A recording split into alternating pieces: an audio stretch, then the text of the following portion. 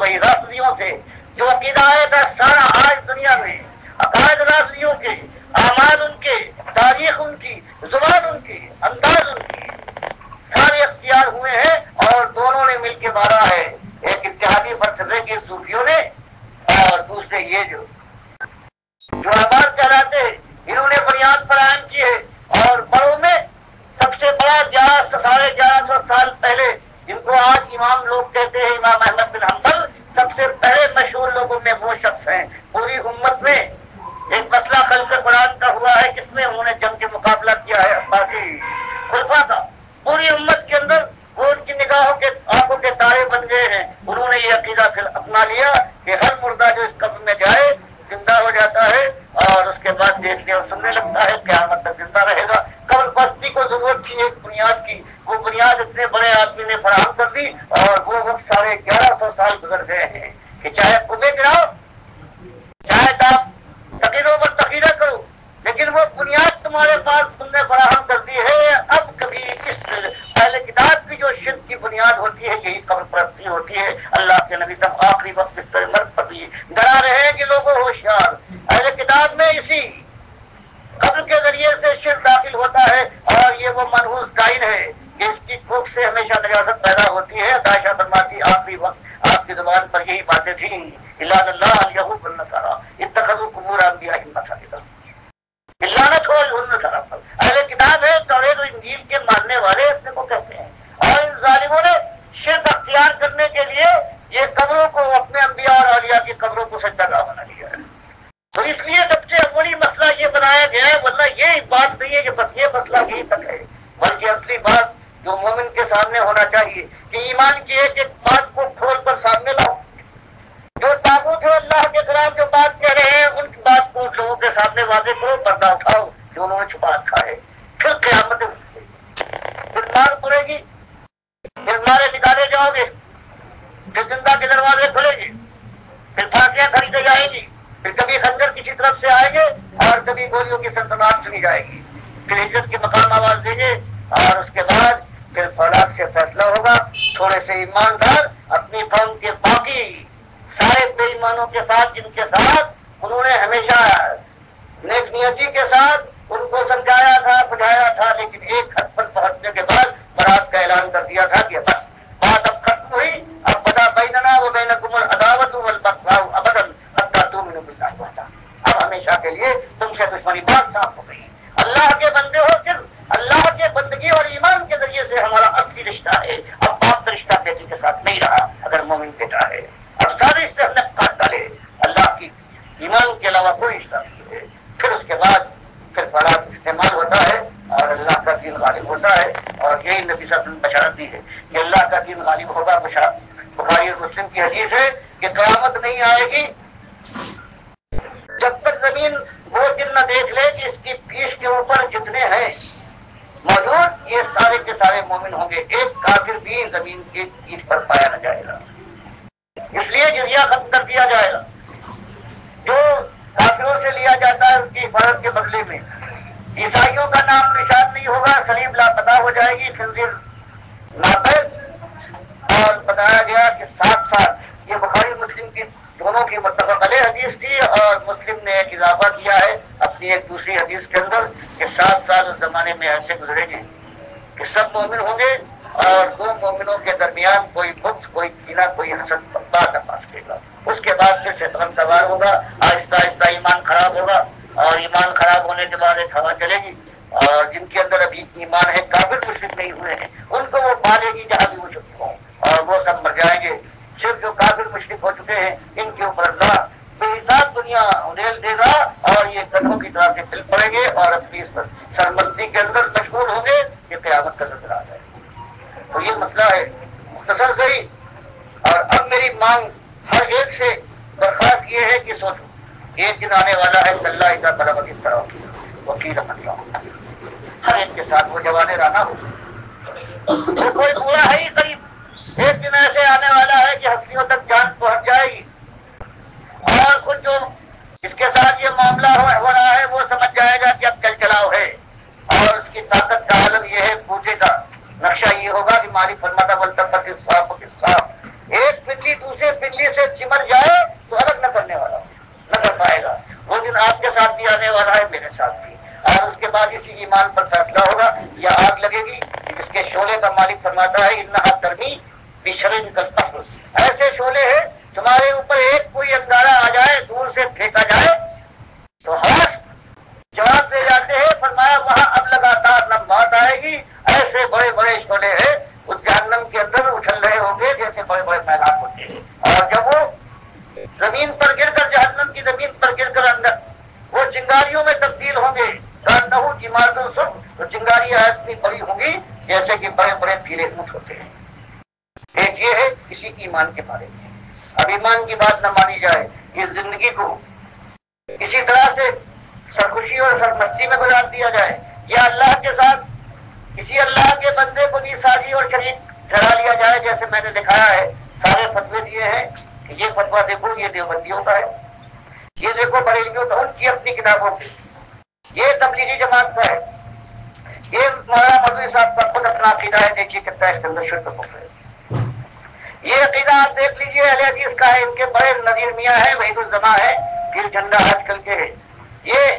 محمد عبد الوہاب کے بیٹے ہیں. ان کا حال دیکھ لیجیے. امام احمد بن حنبل نے جو فتوا دیا ہے یہ دیکھ لو، ایمان سے کیسا جنگ کرنے والا. یہ ابن تیمیہ اور ابن قیم اور جو مشہور ہے دنیا کے اندر کہ انہوں نے بہت بڑی خدمت کی ہے. دیکھو اللہ کی کتاب کو کس طرح چھٹلایا ہے. تو یہ بات اس کی کڑوی بات ہے، لیکن میں مجبور ہوں اگر میں یہ بات نہ کروں تو پروردگار فرماتا ہے وَمَن لَّمْ يَحْكُم بِمَا أَنزَلَ اللَّهُ فَأُولَٰئِكَ هُمُ الْكَافِرُونَ. اگر میں اس بات کو امت کی خیر خواہی اور بات کو صاف کرنے کے لیے ایمان کا مسئلہ یہ ہے، کوئی لین دین نہیں ہوگا، مداحنت نہیں ہوگی. تم سے کچھ چاہیے اللہ سے ہے، تم برا مانو اللہ میرا محافظ ہے، تم گالیاں دو، تم جان کے دشمن بن جاؤ، لیکن بات یہ ہے تمہاری اپنی خیر خواہی کے لیے کہ ایمان کی آزمائش پہ ڈالے گئے ہو. سب کچھ کرو لیکن ایمان کے ساتھ بدل نہ کرنا. نمک خار ہو مالک کے، نمک خراب نہ کر جانا. یہ ایک مسئلہ ہے، اس کو لانا پڑا ہے ایک ایک چیز کو، اور کہیں اور سے نہیں. ان کی اپنی کتابوں سے جو خود دیکھ لو یہ امت کے رہنما بن رہے ہیں. اب خود بتاؤ اگر ایک کوئی محافظ ہے وہ خود گھر کو ٹوٹ لے، ایک بال لگائی جاتی ہے کھیتی کو بچانے کے لیے، وہ اگر کھا جائے خود کھیتی کو. ایک معالج ہے علاج کرنے کے بجائے بیمار کی رگوں میں خود زہر اتار دے، تو بتاؤ کس کے سامنے فریاد سوائے اللہ کے کس طرح دعا کیا جائے. لیکن یہ بات ایسی نہیں ہے کہ غیر متعلق کو حدیث دیکھ رہا ہوں، آپ کی اپنی بات ہے. ہر ایک کے ہاتھ ڈھلکیں گے اور تھام نہ پائے گا، آنکھیں چلنے لگے گی، روک نہ پائے گا. منہ کھلا رہ جائے تو اس کے بعد ٹھاڈا باندھیں گے، اس کے خاندان والے آنکھیں بچا کر چلنے لگے تو پٹیاں باندھی جائیں گی. بدن سے ریشمی کپڑا ہو یا چیتروں میں کاٹ اتارے جائیں گے، 4 کالے میسر آئیں گے اونچے اور نیچے، اور پھر زمین کا پیٹ کھلے گا اور اس گڑھے میں ڈالنے کے بعد پھر کوئی خیریت کو نہ پہنچے گا. یہ سارا معاملہ ہے، اصلی معاملہ فردن بھی اور قوم کے لحاظ سے. اس لیے اپنی جانوں پر ترس کھانا ہے اور اللہ کے یہاں اس آگ سے بچنے کے لیے جس کے لیے مالک نے فرمایا ہے کہ میری رحمت صرف ان جوان مردوں کے لیے ہے ان الذین آمنوا، جو ایمان لائے ایمان کا حق ادا کرتے ہیں. اور اس طرح سے کہ دوسری وہ ہاجروا، ایمان کے فوراً بعد مالک فرماتا ہے ہجرت کرے، یعنی ایمان کے تقاضے پورے کر کے دعوت حق اٹھائے، کھول کر بات لائے، کون ان کو نکال پھینکے. اور ہجرت کرنے کے بعد وہ جائے بات پھر اللہ کی راہ میں جہاد کرے، اللہ کے دین کو غالب کرے. یہ انداز ہے. باقی جمہوریت کی بازی، یہ چانکیہ قومیت کے نعرے، معاشرت کے پرانے سدباب، اشتراکیت کی آوازیں اور پکار،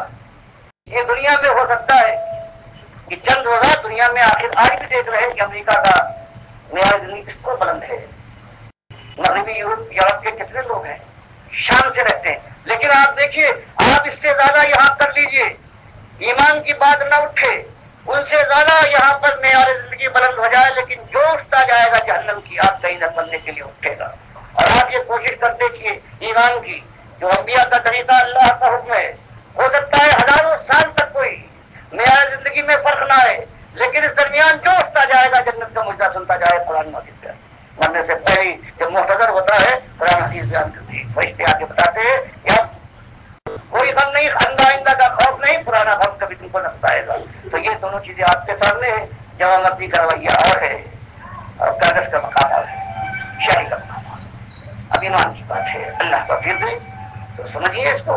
بہرحال موت کی چٹکی ایسی مضبوط چٹکی ہے، نہ وہ جوان کے دامن رزق کو چھوڑتی ہے نہ بوڑھے کی ہے۔ وہ تو بات چند دنوں کی بات ہے، کچھ بہاریں کچھ دن بیتیں گے، کچھ راتیں گزرے گی اور آخر کار ہچکی آئے گی اور اس دنیا سے جانا ہے، اور اس کے بعد یا تو آگ لگے گی، اور یا مالک فرماتا ہے کہ لہم فیہا ما یشاؤون، یا تو یہ ہے کہ زندہ ہوں گے جوانی سدا بہار جوانی، اور ہر لمحے ان کی حسن جوان میں اضافہ ہوتا رہے گا، تندرستی ایسی کہ بیماری پاک نہ سکے گی، خوشی ایسی غم کا ایک بادل نچھائے گا۔ اور مالک فرماتا لہم فیہا ما یشاؤون، اور ان کی مشیت کا عالم یہ ہے کہ اب ان کی مشیت ہمیشہ راج کرے گی، خالدین ہمیشہ کے لیے، اور کان علی ربک وعدا مسئولا، انتما مردوں سے ہم نے وعدہ کر لیا ہے کہ کبھی تمہاری مشیت میں ہم بھی مداخلت نہ کریں گے، بفرض محال ہم بھی مداخلت کریں تو ہم مسئول ہیں، تو ہم دیتے ہیں۔ میرے وعدہ یاد دلاؤ کہ مالک تو نے کہا تھا کہ تیری مشیت میں کوئی مداخلت نہ ہوگی، یہ مداخلت کیسی ہے؟ تو یہ مالک نے ایک انداز بیان ہے کہ کبھی ممکن نہیں ہے وہ چھاٹو چھاٹتے والوں اس دنیا کی چند بہاروں کے اوپر اپنی جوانی کی ساری طاقتیں اپنے بڑھاپے کا سارا زور لگا دو، اور یا جنت کی وہ لہلاتے باغات ہیں جن کے لیے مالک نے فرمایا ارضھا کارض السماء والارض، ایک ایک کی جو بادشاہت ہے اس کی چوڑائی کا عالم یہ ہے، زمین اور آسمان کی جو چوڑائی ہے ایسی چوڑائی ہے اس کی۔ اللہ توفیق دے مرنے سے مرتے وقت ایمان کے ساتھ وہ چاہے اپنے ایمان کے ساتھ اپنے بستر کے اوپر اپنی بیوی کے دامن میں انسان منہ چھپا کر مرے، لیکن ایمان کے ساتھ تو کامیاب ہے۔ اور یا اللہ کی راہ میں دعوت حق دیتے ہوئے اپنی اخوان کے کسی خنجر کسی گولی کا شکار ہو کر شہید ہو جائے، یا اللہ تعالیٰ توفیق سے فیضا ہم فریقان یختصمون، بات کھل کر سامنے آ جائے، ایک ہی قوم میں دو گروہ بن جائے، اور اس کے بعد ایمان کے لیے ان کی جنگ چھڑ جائے، پھر گولیاں چلے پھر راکٹ برسے، اللہ کا دین غالب ہو، اس کے لیے خون کے فوارے پھوٹے، اور جو شہید ہوتا جائے موت کی آنکھوں میں آنکھیں ڈال کر مسکرانے والا جوان وہ خوش ہو جائے، اللہ پروت کہے اللہ اکبر کچھ تو ورد الکعبہ۔ تو یہ ایک چیز ہے جوانی کے ساتھ جوان مرضی کا رویہ ہر ایک میں ہونا چاہیے، خاص تم میں سے قرآن جو بیان کرواتا ہے آپ سے نہیں، لیکن جو اللہ کی بات کو مان لے وہ پورا ہو یا کوئی ہو، ہمارا وہ سب کا تاج ہے، اللہ ان تاجوں کا محافظ، پروردگار اس جوانوں کی جوانی کو وہ رنگ کے دے جو ایمان کا رنگ ہے۔ اور پھر جو تو نے وعدہ کیا ہے کہ جہاں ڈال اس دنیا کی ذلت سے بھی انسانیت کو چھٹکارا ملے، اور اس کے بعد جہنم کی جو پہنائیاں ہیں آگ کے انگارے ہیں پھر جس پر جانوں کو پریشان نہ کریں۔ اقول قولی ھذا واستغفر اللہ لی ولکم ولسائر المسلمین۔ اب سوالات کا بڑھنا ہے، تقریباً آدھا گھنٹہ کی وقت کی کمی ہے، اس کے بعد آنے ڈاکٹر صاحب کو بھی خطاب کرنا ہے تو آدھے گھنٹے کے اندر آپ لوگ لکھ کے سوالات اپنے بھیج دیں، جس قدر ہو سکے گا اس کے جواب دیے جائیں گے، اس کے بعد بھی ڈاکٹر صاحب یہی موجود ہے، انشاءاللہ یہ سلسلہ جاری رہے گا، اور آپ کے سوالات بھی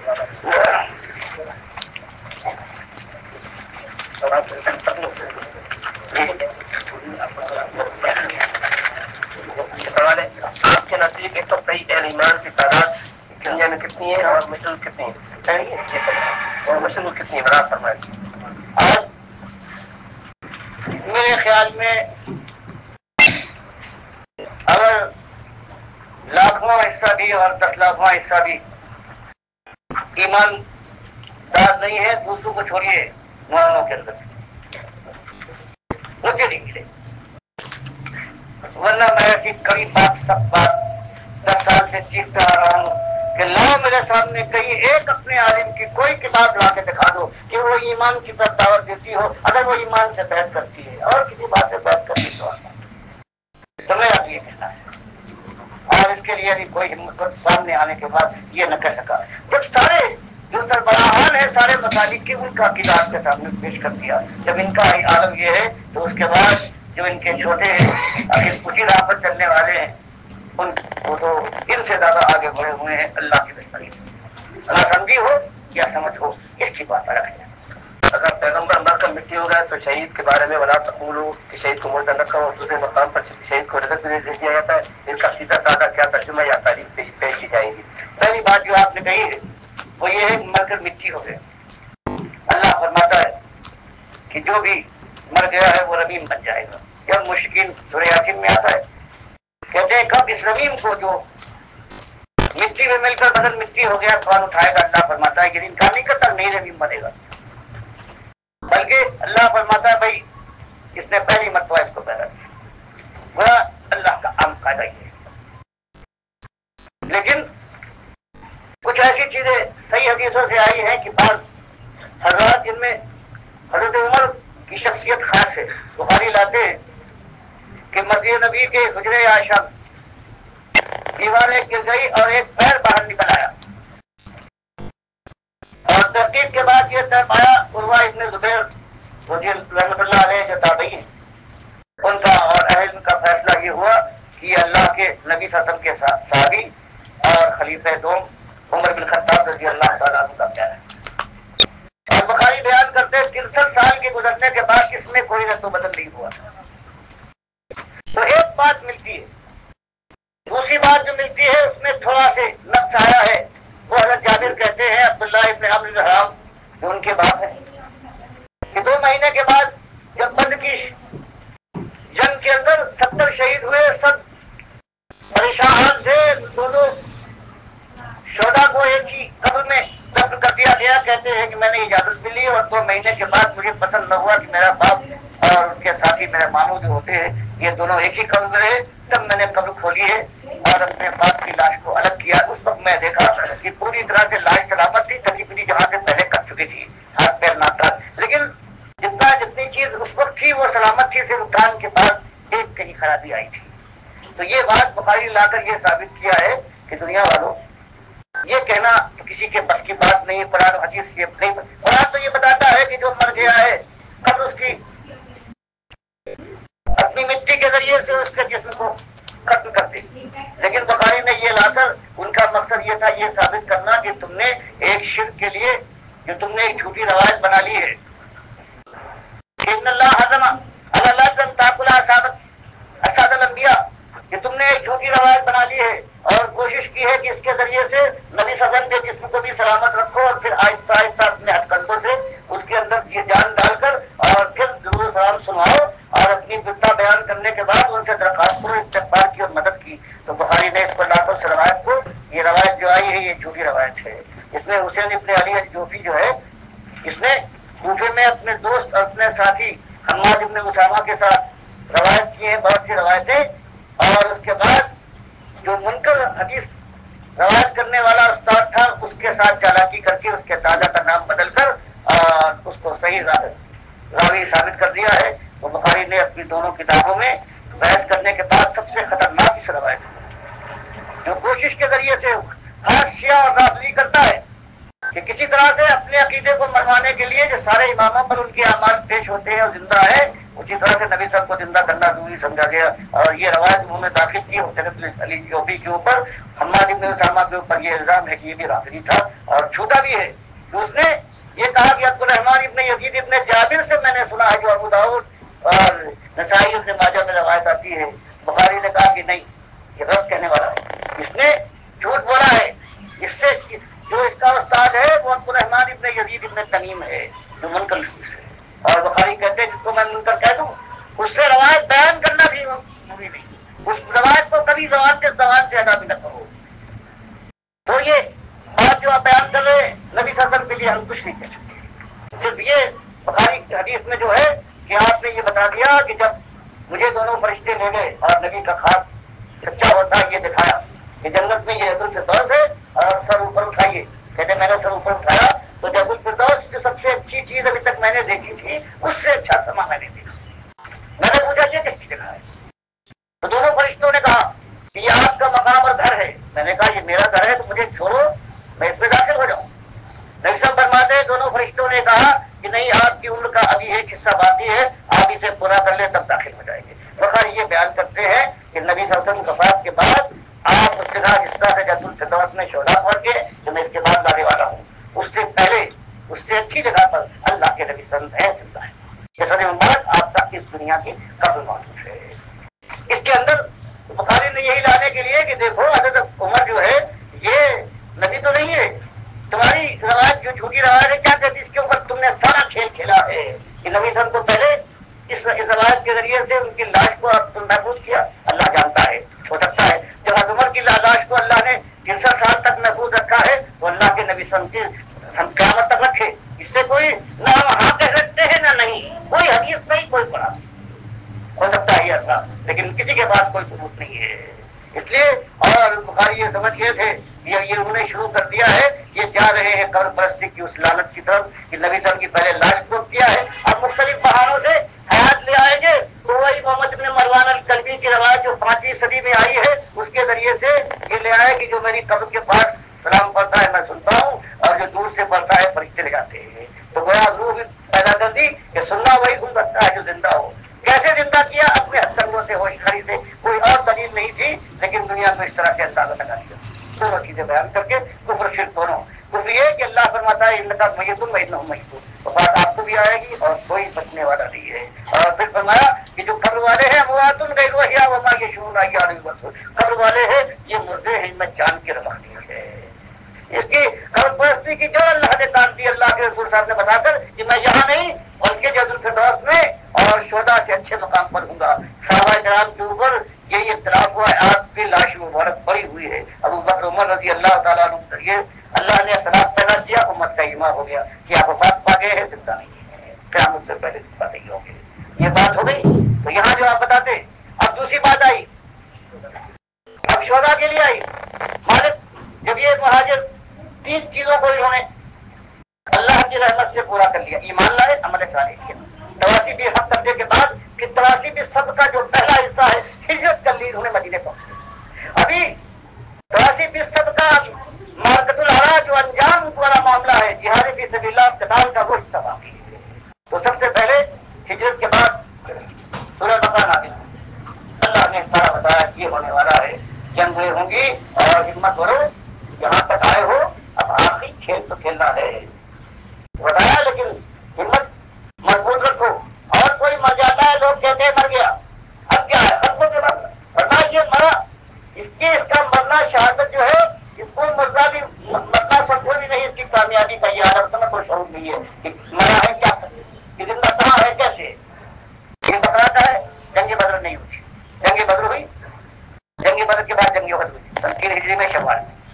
اب اللہ نے بتا دیا ولا قلہ تشعرون، اب مالک نے بیان فرما دیا کہ وہ کہاں ہیں شہداء، کہاں زندہ ہیں۔ تو مالک نے قرآن میں آیت اتاری سورہ آل عمران میں ولا تحسبن الذين قتلوا في سبيل الله امواتا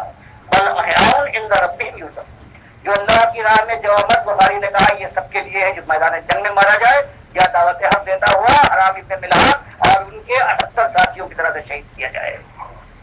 ان سب کے لیے اللہ فرماتا ہے ان کو گمان نہ کرو کہ یہ مردے ہیں، یہ زندہ ہے، اور زندگی کا عالم یہ ہے کہ قیامت سے پہلے ہی اللہ کے پاس اس طرح کی اپنے رب کے پاس کو رزق دیا جاتا ہے۔ ایک مشکل چیز آ گئی، مسروق جو بہت بڑے تابعی ہیں، عائشہ کے بھی شاگرد ہیں، سال بعد سے صحابہ، وہ حضرت عبداللہ ابن مسعود اپنے استاد سے کہتے ہیں کہ استاد اس قرآن کی اس آیت کی پوری تفصیل آپ بیان فرمائیں، پوری بات صاف نہیں ہوئی۔ انہوں نے کہا بیٹا میں نے بھی اور میرے ساتھیوں نے اللہ کے نبی صلی اللہ علیہ وسلم سے پوچھ لیا ہے، وہ مسلم اس کو لے آئے کہ جب شہدائے احد شہید ہوئے جیسے شہید ہوتا ہے کوئی، تو اللہ نے ان کی روحوں کو ان کے دنیاوی جسموں سے نکال کر نئے جنتی اڑنے والے سب امت کے جسم عطا فرمائے اور ان سے کہا قیامت سے پہلے ہی جنت کی مزے کو اب وہ آرام و آسائش، اور اللہ نے اپنے عرش کے نیچے ان کے لیے محلات بنائے کہ یہاں آؤ قیام کرو کرنا۔ نبی صاحب فرماتے اس کے بعد جب ساری نعمتیں ان کو مل گئی تو اللہ نے خاص طور سے ایک دن اپنے عرش سے متوجہ ہو کر ان سے خطاب کیا کہ اور کچھ چاہیے تمہیں شعرا؟ تو ان سارے لوگوں نے کہا کہ مالک سب مل گیا، کوئی اب خواہش نہیں ہے، ہر چیز جو تم نے کہی تھی وہ مل گئی۔ تو اللہ نے کہا نہیں کچھ مانگو، 2 مرتبہ کہ 3 مرتبہ اللہ کے نبی صاحب فرماتے ہیں مالک نے کہا کچھ چاہیے تمہیں۔ سب ان شہداء نے مشورہ کیا کہ مالک برابر کہتا رہے گا کچھ چاہیے کچھ چاہیے، تو اپنی مانگ تو رکھے ہم کچھ۔ تو مشورے کے بعد یہ طے ہوا کہ آؤ جو پہلی شہادت کے وقت جو ہم کو عزت اللہ نے دی تھی اس کی مانگ مانگے، اور انہوں نے کہا کہ پروردگار ان ہماری ان روحوں کو جس کو تو نے شہادت کے وقت ہمارے جسموں سے نکال کر جنت الفردوس کے جسموں میں ڈالا ہے، مالک ان کو پھر ہمارے دنیاوی جسموں واپس کر دے تاکہ پھر ہم زندہ ہو جائے، تیری راہ میں پھر لڑے اور پھر شہید ہو جائے۔ تو وہ جو پہلی شہادت کے وقت جو تکلیف تو نے دی تھی بس اس کی خواہش ہے۔ اللہ کے نبی صاحب فرماتے ہیں اللہ نے دیکھ لیا کہ جنت کی بات تھی، جنت میں یہ بات ممکن نہیں ہے، اور اللہ کا قاعدہ ہے کہ جو جنت میں جو یہاں سے وفات پا جائے پھر قیامت سے پہلے نہیں آ سکتا، تو اللہ تعالیٰ نے پھر ان سے تقاضا کیا، اس بات کو خود مالک بار بار کہتا تھا۔ تو معلوم ہوا کہ یہ شہداء جو ہیں اپنے نئے جسموں کے ساتھ یہ جنت الفردوس میں ہے، اور شہدائے احد کے جو نبی ہیں وہ ان سے اونچے مقام پر، جس کے مسلم کی حدیث میں آتا ہے کہ جب اذان کی آواز سنو تو اس کو دوہراؤ اور پھر کہو اللہم رب هذه الدعوة التامة والصلاة القائمة آت محمد الوسیلہ، کہ اللہ تعالیٰ اے پروردگار قائم ہونے والی نماز کے مالک تو نبی صلی اللہ علیہ وسلم کو وسیلہ عطا فرما، وسیلہ دے دے۔ تو صحابہ پوچھتے ہیں وسیلہ دینا؟ فرمایا وسیلہ جنت میں جنت الفردوس میں ایک ایسا مقام ہے جو صرف ایک بندے کو دیا جائے گا، اور مجھے امید ہے کہ میں بندہ وہ بندہ میں ہوں۔ تو بتائیے اللہ کے نبی صاحب فرمائیں کہ میں جنت میں ہوں، جنت الفردوس سب سے اچھے مقام پر قیامت پر رہوں گا، اور امت آج ان کو زندہ درگور کر کے اس وجہ سے تاکہ وہاں ان کے سلام درود سنیں، ان کی بات پہنچائیں۔ اس کے بعد یہ حاجی ہے جو حاجی جانے کے بعد خانے کعبہ سے گزرے اور کہے کہ دستفشا یاد ایامے، کہ دستفشا گزشتہ دھرم شاہین کے قوالی والے کہتے ہیں کہ دیکھو ہمارا حال یہ ہے کہ جب ہم خانہ کعبہ کی طرف سے گزرے ہم نے ہاتھ سے دور سے اشارہ، ہاتھ جھاڑ کر اشارہ کیا کہ تمہاری کیا پرواہ ہے، بل غرور ہاں کہ من ہم آستانے داشتم، اور ہم نے کیوں ایسی بات کی؟ اس لیے کہ ہمارا خود آستانہ ہے، مدینے میں جائیں گے اور چمٹ جائیں گے کب کے سامنے جا کر جاریوں سے۔ تو فرمایا یہ اس کام کے لیے انہوں نے نبی صلی اللہ علیہ وسلم کو تصور کیا ہے، قرآن حدیث کے ساتھ یہ ضرور کیا ہے۔ اور ان کی باتیں یہ نمبر و محراب والے جو خالص پیٹ کے لیے مالک فرماتا ہے ان الذین یکتمون ما انزل اللہ من الکتاب ویشترون به ثمنا قلیلا اولئک ما یأکلون فی بطونہم الا النار ولا یکلمهم اللہ یوم القیامہ ولا یزکیہم ولہم عذاب الیم۔ یہ وہ لوگ ہیں نمبر و محراب والے، اللہ کی کتاب میں جو بات آئی ہے اس کو صرف اپنی دنیا اور پیٹ کے لیے اسے چھپا جاتے ہیں اور اپنے پیٹوں میں آگ بھر رہے ہیں، سمجھتے ہیں ہم کارنامہ انجام دے رہے ہیں۔ انہوں نے ہر چیز پر پردہ ڈالا ہے، اور پردہ کوئی اٹھاتا ہے تو یہ کہتے ہیں ہائے ہائے کہتے ہیں، اس کے بعد گالیاں دیتے ہیں اور اس کے بعد شور مچاتے ہیں کہ پیٹ کے اوپر لات جو ہے یہ قبول نہیں کر سکتے، باقی جو چاہے کرو، اس پیٹ کی کا خیال کرو۔ جواب مختصر ہے، اچھا یاد رکھے سوال لے جانے کے اعتماد سے کسی بغیر کسی مناسب گھاٹ میں روزہ رسول کی زیارت ضروری جبکہ یہ اہم رکن ہے، اگر قبر روزانہ قبر پر یہ سوچ پر فخر ہو جائے کہ اس رکن کی ادائیگی میں تبدیلی ہو جائے۔ رسول کے کون کہتا ہے؟ یہ مشرکوں کا رکن ہے، ایمانداروں کا پورا قرآن پوری حدیث گواہ ہے کہ جو حج ہوتا ہے یہ مکے اور اس کے مضافات میں مینا اور مصطفیٰ ہے اور بات ہے، اس کے علاوہ اس کے علاوہ جو کہتا ہے وہاں جانا یہ رکن ہے، اس کو یا تو اپنی جو علم ہے اس کی بات، اور اگر کوئی سمجھدار کہتا ہے تو خالص کو آپ کے سمجھ صحیح منہ میں نہیں ہے۔ جو لوگ آپ حج کرتے ہیں ان کا حج قبول نہیں کرے گا، جبکہ اللہ تعالیٰ کا خود فرمان ہے کہ اپنے گھر کے خود کروں گا۔ کیا خانہ کعبہ میں کوئی مشرک داخل ہو سکتا ہے؟ اور پھر امامت خانہ کعبہ کی تعریف یہ ہے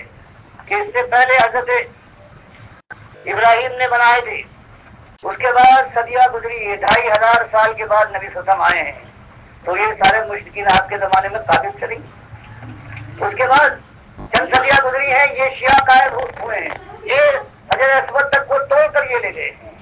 آخر میں یہ سعودی خاندان سے ان کی لڑائی ہوئی ہے، شریف مکہ وغیرہ، یہ بدترین مشرک لوگ تھے، وہ جو حدیث لوگ بیان کرتے ہیں کہ صحابہ کرام کے سامنے آپ نے یہ بات کہی کہ مجھے اس کا ڈر نہیں ہے کہ تم مشرک بن جاؤ گے، لیکن اس کا ڈر ہے کہ دنیا تم پر وسیع ہوگی اور تم آپس میں ایک دوسرے سے بڑھ جانے کے لیے اختلاف کرو گے اور وہ تم کو برباد کرے گی جیسے پہلے۔ اس کے مراد صحابہ کرام ہیں۔